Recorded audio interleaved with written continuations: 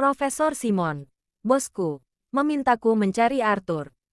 Ia temanku sesama ahli geologi.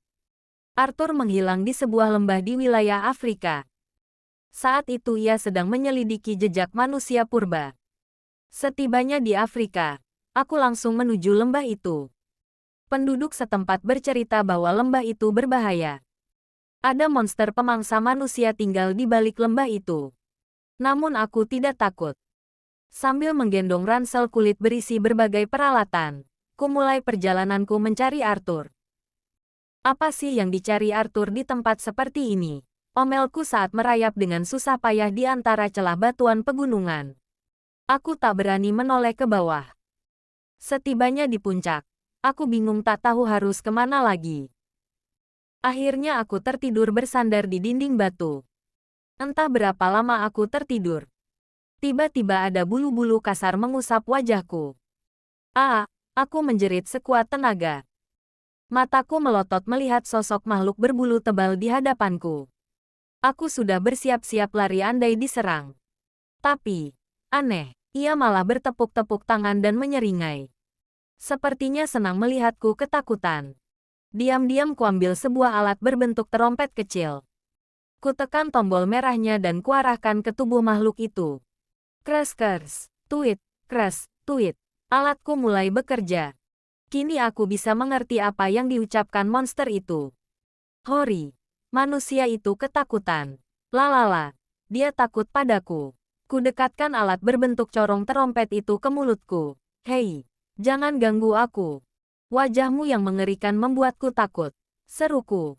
Dengan bantuan alat itu, makhluk itu kini mengerti ucapanku. Ia berhenti meledek dan mendekat ke arahku. Jangan takut, aku ingin jadi temanmu. Baru kamu yang ketakutan melihat wajahku.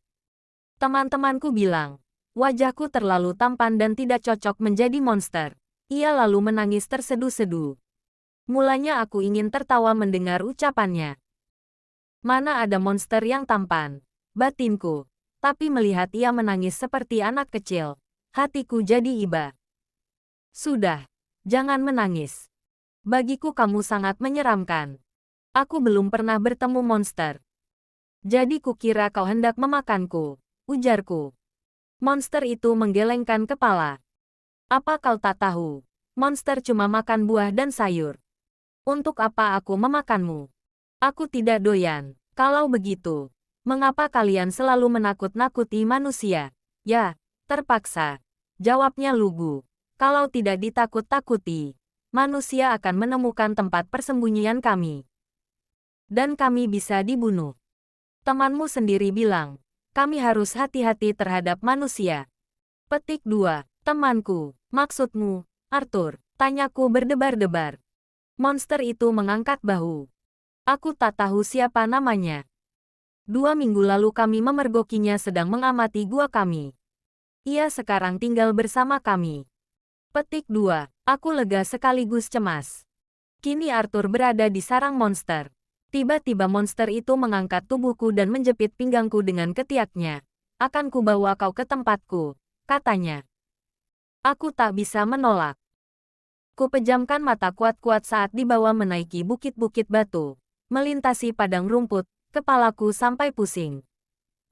Setelah itu aku ditarik memasuki gua dengan lorong bercabang-cabang. Lama sekali kami berjalan dalam kegelapan. Akhirnya seberkas cahaya terlihat di ujung lorong. Disinilah tempat tinggalku, tunjuk monster itu. Tempat itu membuatku tertegun. Seluruh dinding dan lantai gua dilapisi emas. Monster-monster kecil berkejar-kejaran. Monster-monster yang lebih besar bercanda dengan riangnya. Halo, monster tampan, sapa monster berkepala naga. Rupanya kau bawa teman lagi. Wajah monster ini dan monster lainnya jauh lebih mengerikan dari monster yang membawaku ke sini. Mereka lalu menyuguhiku buah-buahan dan minuman sari buah yang segar sekali. Aku juga diajak menari dan menyanyi. Monster berkepala babi yang berbulu hijau lalu bercerita. Zaman dulu, nenek moyang monster dan manusia bersahabat. Tapi sejak teknologi manusia semakin maju, mereka jadi ingin tahu segala hal. Bangsa monster pun mulai diburu. Mereka mengorbankan persahabatan sejati demi kepentingan pribadi. Sejak itulah kami tinggal di gua ini turun-temurun. Menunggu saat yang tepat untuk kembali ke dunia luar. Tapi ku dengar manusia semakin ganas. Padahal kami tak pernah memusuhi mereka. Petik 2. Apa aku bisa keluar dari tempat ini? Tanyaku kemudian. Monster-monster itu terkekeh-kekeh. Tentu saja. Kami tak pernah menahan siapapun yang ingin pergi dari sini. Petik 2. Aku tak percaya. Nada suaraku mulai naik. Buktinya temanku yang kalian tangkap 2 minggu lalu. Belum juga kalian bebaskan. Monster bertangan 4 langsung menarik lenganku ke tempat yang mirip perkebunan di dalam gua.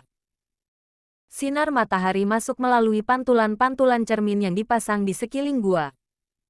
Di situ ternyata ada beberapa manusia. Mereka sedang memetiki buah. Arthur juga ada di situ. Kami berada di sini bukan karena ditahan monster, tapi untuk mencari kedamaian. Lihat saja, di tempat ini terdapat banyak sekali emas. Tapi monster-monster itu tidak saling membunuh untuk memperebutkannya, cerita Arthur. Kutepuk bahu Arthur perlahan. Semua makhluk memang ingin hidup damai. Tapi, kau tak boleh melupakan tanggung jawabmu. Dan melupakan bos kita, Profesor Simon. Kalau Profesor mengira kita ditangkap monster, ia bisa datang ke lembah ini membawa tentara. Tempat ini tidak akan tenang lagi. Petik 2. Arthur terdiam. Kataku lagi, lebih baik kita pulang. Dan mengajarkan kedamaian di luar sana.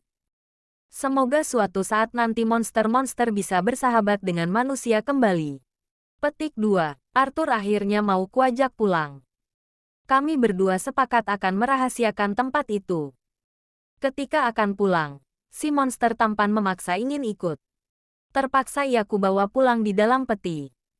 Dengan syarat ia tak boleh memperlihatkan dirinya pada manusia lain. Monster tampan itu kuberi nama Pilt.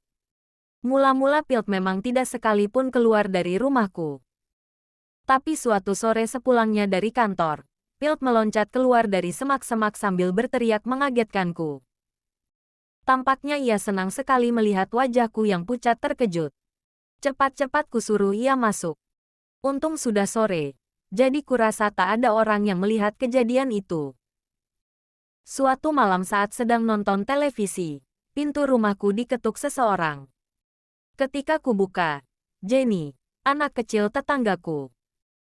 Ia tersenyum sambil mengulurkan sebuah kantung plastik. Katanya, "Paman, tolong berikan permen ini pada monster yang tinggal di rumah Paman. Tadi pagi aku sudah berjanji akan memberinya permen."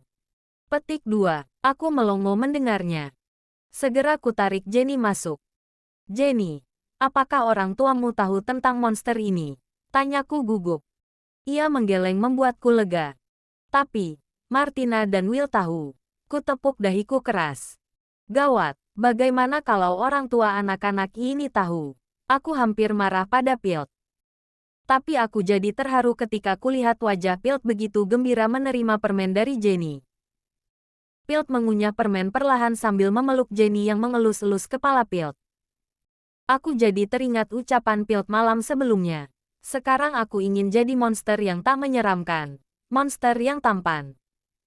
Jadi aku punya banyak teman di sini. Petik 2. Aku terenyuh. Mana ada monster yang tak menyeramkan? Mungkin cuma anak-anak seperti Jenny, Martina, dan Will saja yang menganggap Pilt tidak menyeramkan. Aku yakin mereka berempat bisa bersahabat. Kupinjami alat berbentuk terompetku sehingga mereka bisa berkomunikasi. Kini, sudah 20 tahun aku tak bertemu Pilt. Masih kuingat malam itu Pilt menghilang dari kamarnya. Ketika sejumlah orang dewasa memaksa masuk. Rupanya orang tua Jenny, Martina, dan Will mencurigai anak-anak mereka yang sering pergi sambil membawa makanan dari rumah. Setelah diikuti, akhirnya ketahuan, anak-anak mereka sedang bermain dengan monster.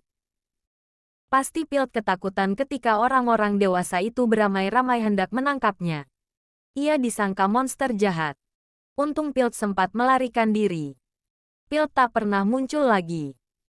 Sesekali ada berita di koran tentang makhluk berbulu coklat di kereta api bawah tanah. Aku tak berusaha menyelidikinya, meskipun aku yakin itu pasti Pilt. Biarlah Pilt tinggal di lorong-lorong kereta api bawah tanah yang mirip dengan tempat tinggalnya dulu. Biarlah Pilt mengajak manusia bersahabat dengan caranya sendiri.